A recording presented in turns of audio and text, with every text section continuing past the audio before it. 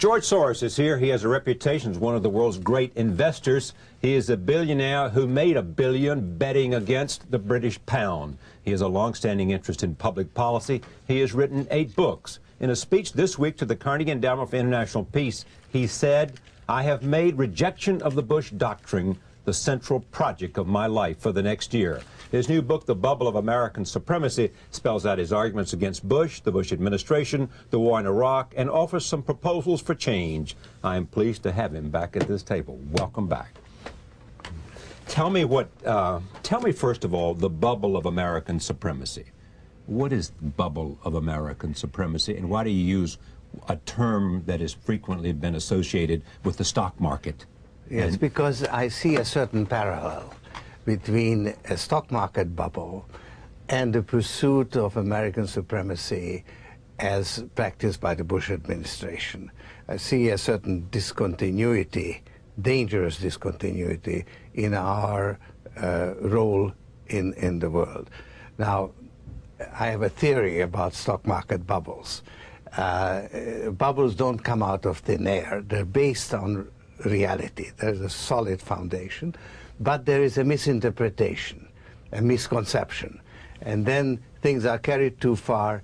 Initially they are self-reinforcing. The false idea is reinforced by reality. It gathers momentum. Then it becomes too far removed from reality, becomes unsustainable, and you have a collapse. That's what you had in... Now stop there, and let's just use one example to understand how we can take that application and apply it to America today. The most recent bubble was the dot-com bubble. Yes. Okay, tell me what was the reality, what was the irreality, and what happened, and what do we look for that explains that, and then take that understanding and apply it to foreign policy. You take the internet. Right. It was a great innovation with great potential. It was misinterpreted as a potential source of enormous profits. Yeah. Now, and the creation of a new kind of wealth. Right. And that misinterpretation actually affected the fundamentals. But it wasn't just a stock market phenomenon, but it actually influenced the development of the industry. The use of the internet was accelerated by the bubble. Yeah. So it was self-reinforcing. Reality actually moved in favor of the bullish bias that was prevailing in the market. It got carried too far, and then you had the collapse. Because the stock market prices had nothing to do with the reality of earnings. Well, as I say, they were exaggerating the prospects, but the exaggeration actually reinforced the possibilities that internet companies had. It actually accelerated a kind of a feedback mechanism between reality and the stock market perception of reality. It's a feedback mechanism that initially was self-reinforcing and then became unsustainable and led to the collapse. Okay, now apply that to American foreign policy and American supremacy. Well, the reality is that we are, in fact, the most powerful nation on earth, that we really have a dominant position, that we set the agenda for the world, and the rest of the world has to react to the agenda that we set. The misconception is that we ought to use this dominant position to impose our will on the world. And that is, there is a sort of ideology that international relations are relations of power. And we are powerful, and therefore we should use that power and impose our will.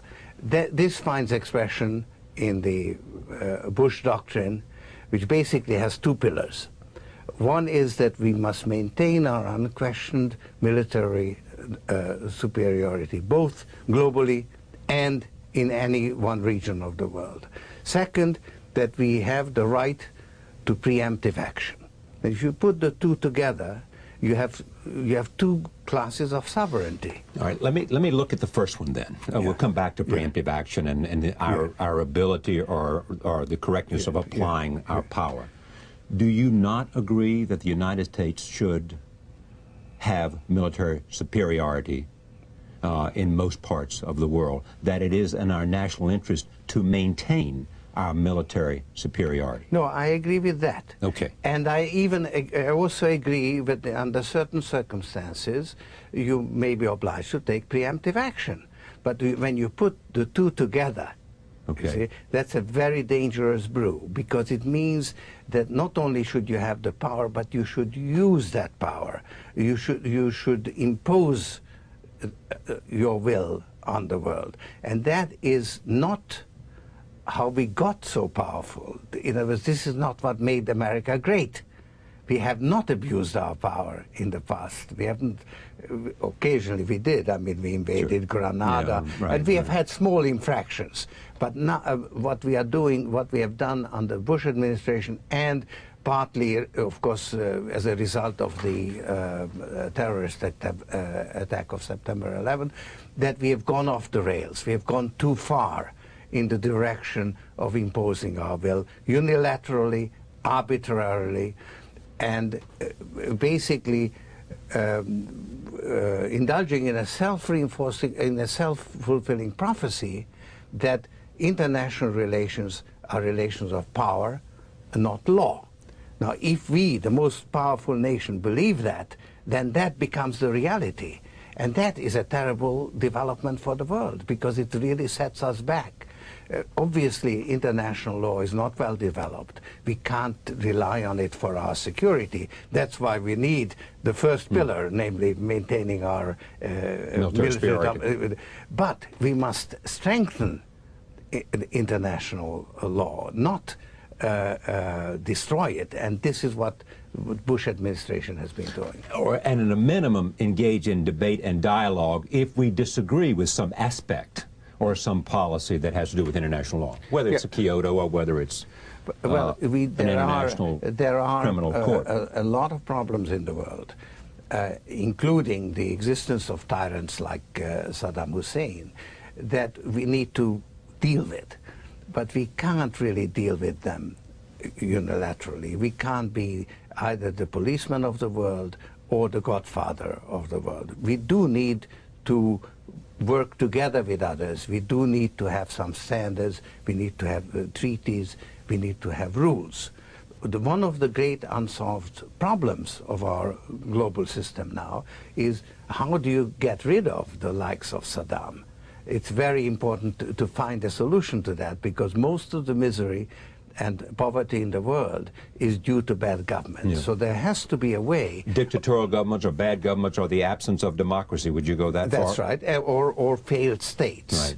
And this, you need to, therefore, to cure those problems, you need to find some way of intervening in the internal affairs of countries. But you have the principle of sovereignty, and that agitates against intervention. So in the constructive part of the book, I deal with that problem, how we ought to lead the world in solving that problem. All right, let's jump to that then, and we'll come back and talk about some of the questions that might be raised about this. Take Saddam, take Iraq. Yes. What you believe, central to this argument you make, is that the president used 9/11 as a pretext to launch an invasion of Iraq and overthrow Saddam Hussein. The evidence is very clear. Right. That in fact they always intended to do it. Even you got Paul O'Neill's recent book suggesting that they raised questions about it even before 9/11. He actually fills a gap in my argument, because I show that the intention was there before the election of President Bush, and immediately after September 11, on September 12, Paul Wolfowitz. In between, there was a little bit of a gap, and he actually filled it in. All right. So my question is, in terms of what might be a constructive way, a future way, other than preemptive action, how is it possible to deal with a Saddam, in your judgment, if you go to the United Nations and suggest that there are all these violations of UN resolutions, and yet the Security Council does not say, if they do not, vote to join you in an